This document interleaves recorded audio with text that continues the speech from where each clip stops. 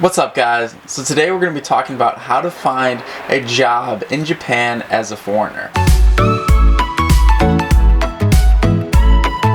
So for those that don't know me, my name is Mark and I am an American currently living in Japan, and I am not working as a job as an English teacher. I am working as a software developer at a startup. So the first thing you could do is make the country not matter.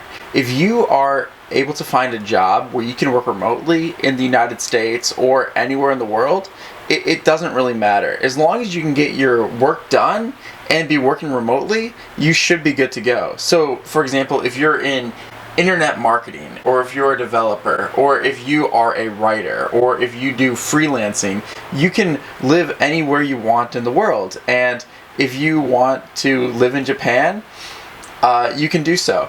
Some examples of people who were able to work like this is I met a guy who was from France. He lived and worked in Japan, but he was working at his home company in Paris, and he was a journalist, so he would write articles about Japan. He told me that he interviewed a lot of the top Japanese politicians and athletes, and he would just write about them in French. I met another guy who was a programmer, and he was living all over the world. So he was working in India previously, and now he's living in Japan for a little while. And he was making good money, so it didn't really matter where he was in the world. He could just stay in Japan, he could go wherever.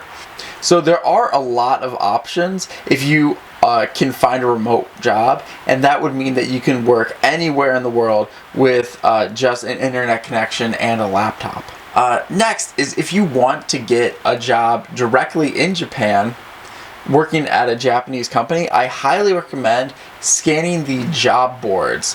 Gaijin Pot is a really good resource for those if you want to find jobs. If you want to use your skills as a foreigner, so you could be a tour guide to people who are from out of the country and coming in and want to be shown around Japan, or if you want to get into English teaching as well.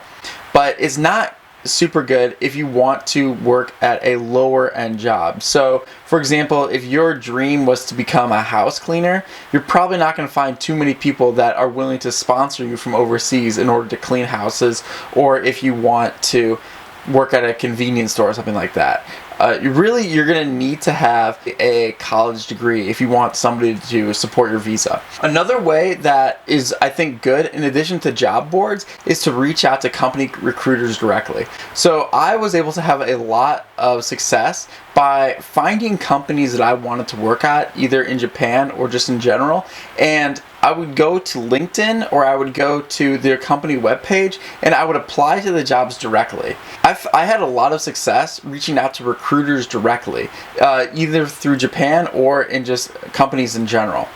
So a lot of the large companies that you may want to get jobs at, they will have the ability for you to put in your resume online. But that's where everybody is sending resumes. So for example, if you want to get a job at Amazon, I'm sure that Amazon is getting thousands of applications every single day for the positions that they have there.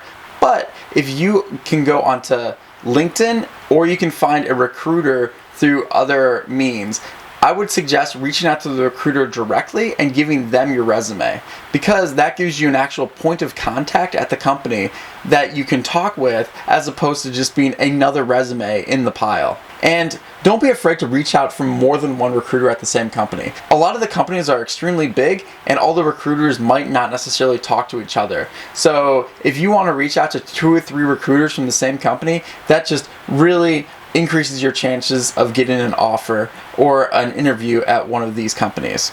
It also helps if you can find companies that will be okay with you speaking English. So there are a lot of companies in Japan, especially in Tokyo, that will have headquarters in maybe the United States or maybe another country, but they will have branch offices in Japan. So for example, Amazon, they have their headquarters near my apartment, and they do a lot of English speaking at their company. They do a lot of Japanese speaking at their company, but they also do a lot of English speaking, and they are willing to hire foreigners if you're skilled enough. You could come on a holiday visa. I met some people in the northern part of Japan, in Hokkaido, who were ski instructors who would come from Australia or from England or New Zealand, come up for 6 months out of the year, teach skiing, and then go back home. So if you want to be in a seasonal profession, you can do that.